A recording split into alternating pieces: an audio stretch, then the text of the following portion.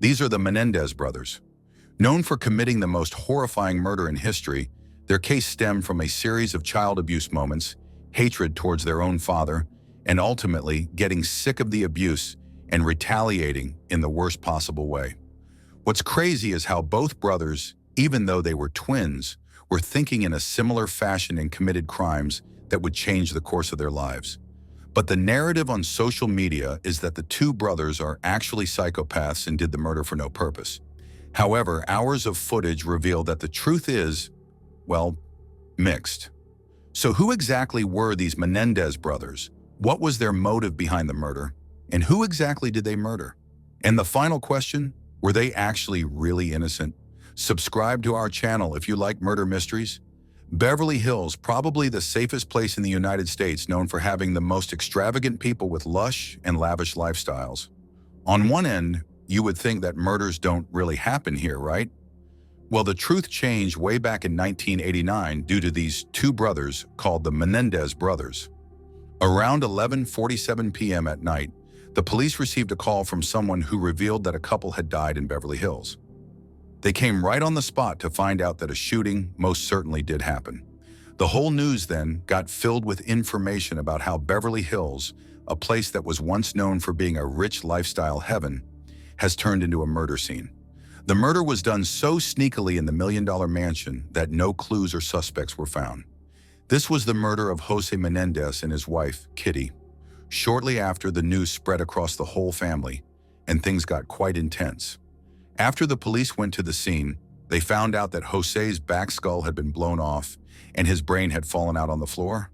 According to the police, they hadn't seen a savage murder like this in a long time because even the shotgun pieces were picked up after the murder.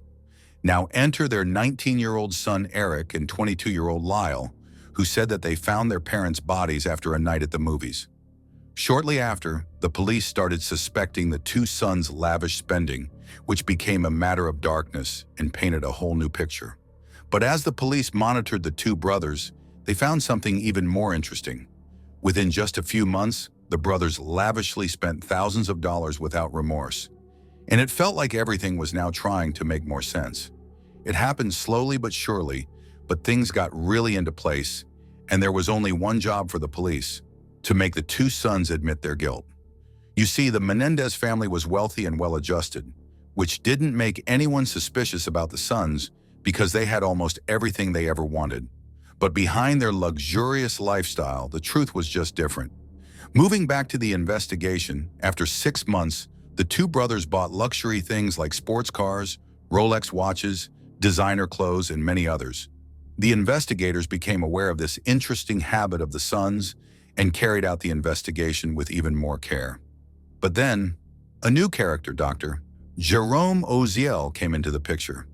Nobody knew, but the two brothers also carried a huge guilt with their actions, having difficulty coping with the mess that they created. So they went to Dr.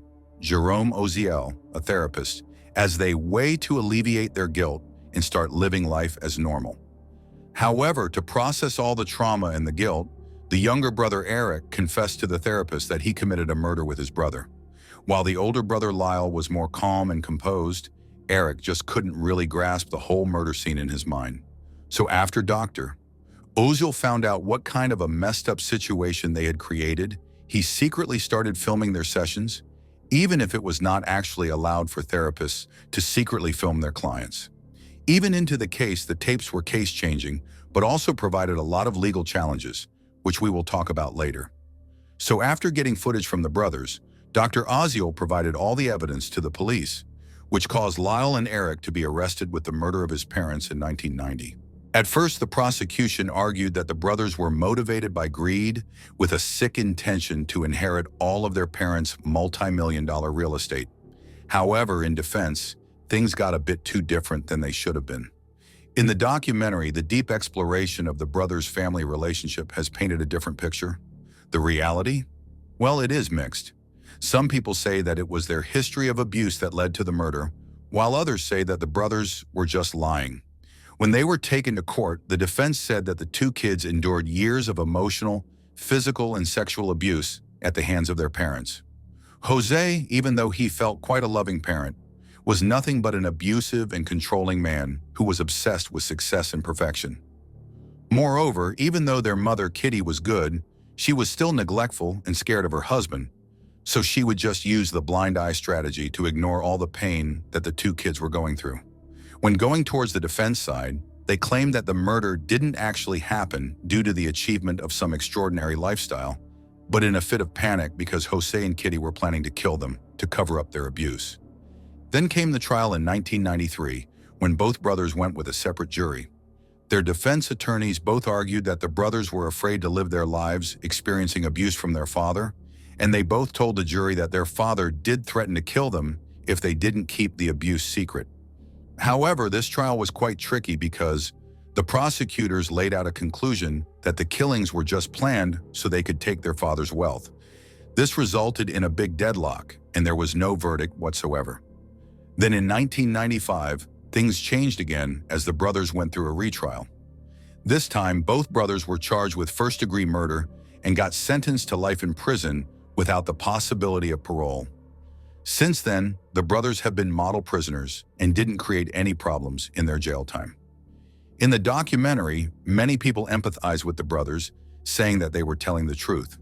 However, others labeled them as entitled killers who were manipulating the legal system. But what about today? Are the brothers even alive? Where are they, and what are they even doing? Listen to this interview. My name is Menendez. I've been in prison for 26 years.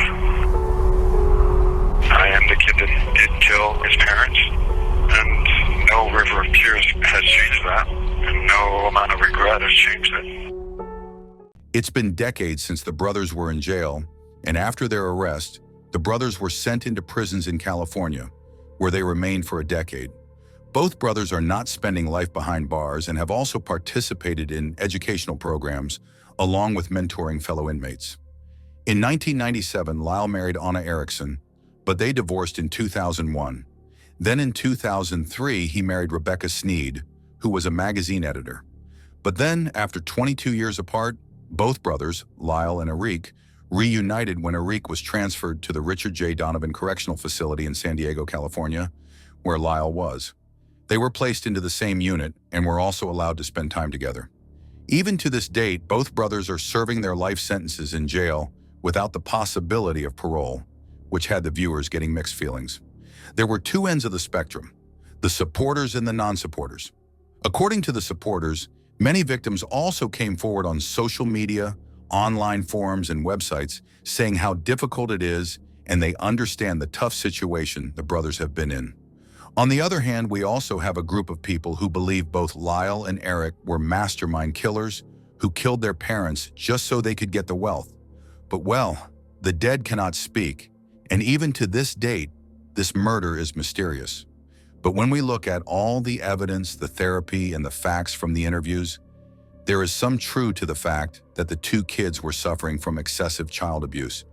But if that was the case, why didn't Kitty, their mother, do anything to save her kids? And if so, was it so necessary to kill both parents? Why couldn't the older brother, Lyle, just kill Jose, and Kitty could be the one who would support them? This was the murder of Jose and Kitty Menendez, who got shot multiple times with a shotgun at a close range. What do you think about this murder? Are the brothers telling the truth, or are they just liars? Let us know in the comments down below. And if you enjoy more murder-related videos, subscribe to our channel and ring the bell icon for more videos like these.